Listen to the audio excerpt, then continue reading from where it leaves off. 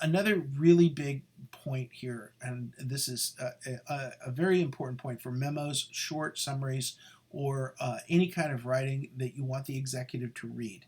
Don't bury the lead. And what I mean by don't bury the lead is typically writing starts with an introduction of what's going on, three main points, and a conclusion. And the conclusion is the main point. And you bury it at the end, which means you got to read the whole thing to get to the conclusion. The end of the story is the end. And you never put it up front because that would ruin the ending. So we've been taught to write a story where the conclusion, the end is the big finale, is the end. Do that exact opposite thing of that in your memo.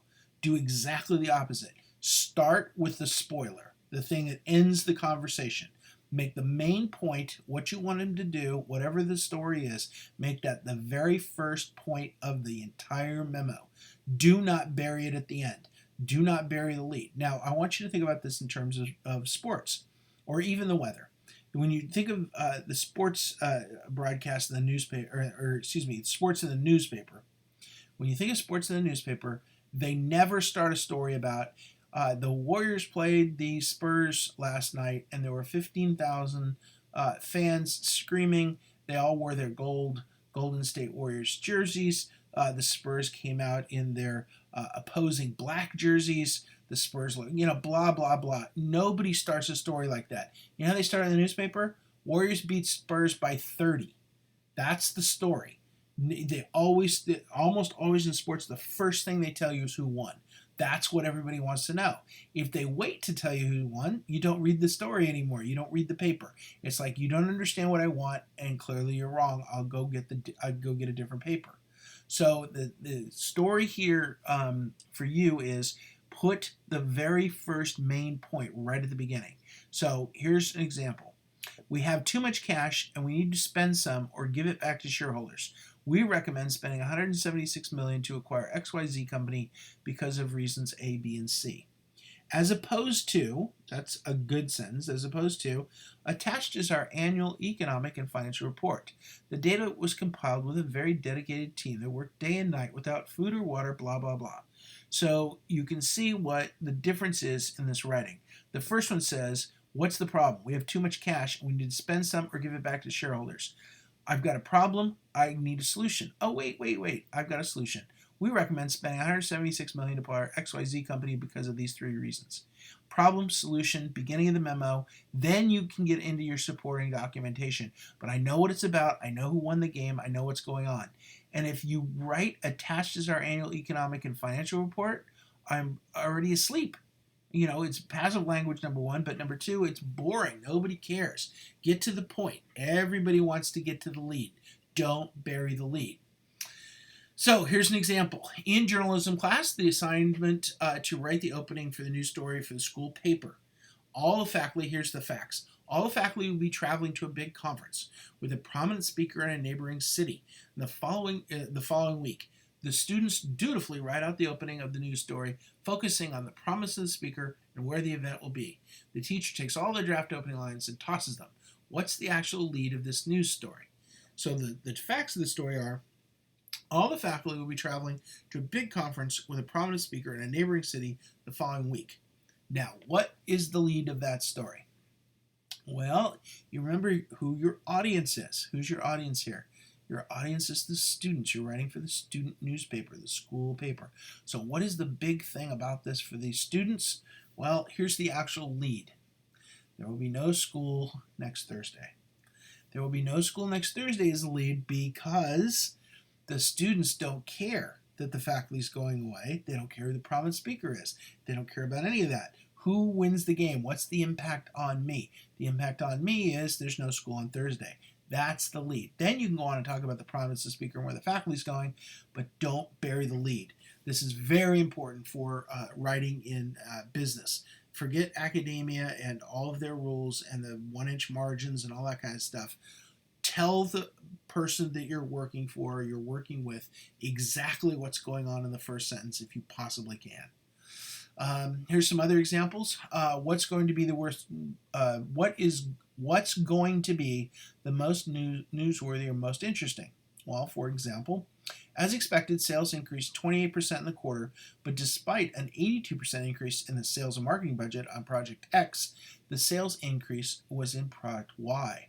Well, that sounds interesting. So forget the chronology and don't fall into starting at the beginning. Our company began in 1842 as an XYZ product manufacturer. In 1968, it turned into ABC Steam as the steam engine was introduced, blah, blah, blah. Or, here's the new iPhone.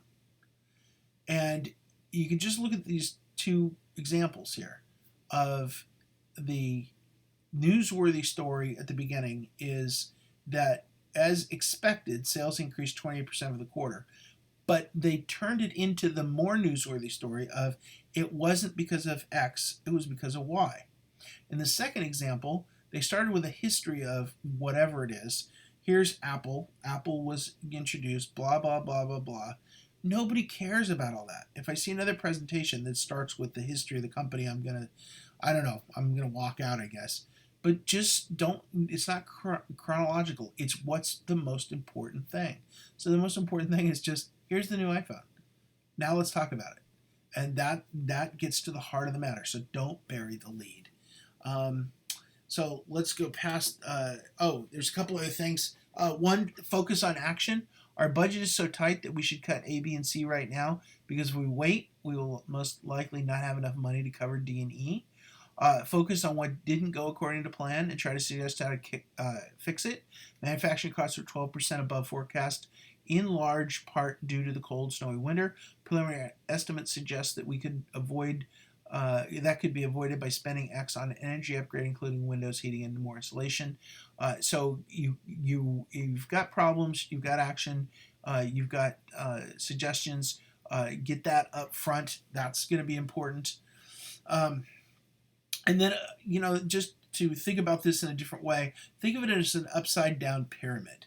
The pyramid is the story, is the conclusion, it's the biggest part of what's going on. You want this to flip it upside down when you're writing for a company.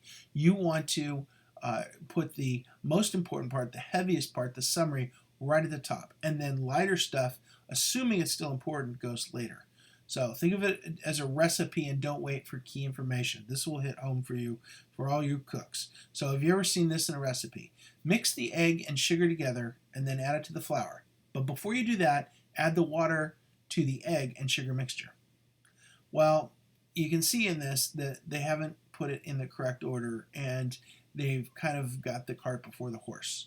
So most recipes already tell you things like turn the oven on before you start, because the oven's got to heat up. Well, they can also be a little bit out of whack. So you don't want to bury the lead. You want to put it at the very beginning. Think upside down pyramid. The big story starts at the top, and then the ancillary information goes below that. Okay, so we've covered a whole bunch of things. What is an executive memo? What are you trying to do in this project or in other projects? First and foremost, you answer the question that they asked. If you're going to send out an executive memo, what did the executive ask you to do? Make sure you give them the answer to their question. If there's extra things you want to tell them that are important to them and you think they need to know it, absolutely you should include that. But make sure you answer their question. Secondly, it should stand alone, if necessary, in conveying key points and conclusions. So if necessary, you can add additional things, but it can stand alone. And then it also, the first thing, it answers the question clearly and concisely, then, if really needed, expands on it for references and other documents. But you clearly answer the question, and then, and here's my spreadsheets, or here's my full report, or whatever else it is. But the executive memo should stand alone, conveying key points and conclusions, and you can reference other material, but don't make them start flipping through your spreadsheet to find the answers. Give them everything that you have in the memo. Edit, edit, edit. Don't bury the lead. No passive language. And you should turn out memos that people will want to read. And if they want to read your memos, they want to work for you and they want to work with you. And if that's always a good thing. If you have any questions, you can always get a hold of me. I'd be more than happy to help you with your writing or anything else. Thanks so much for listening.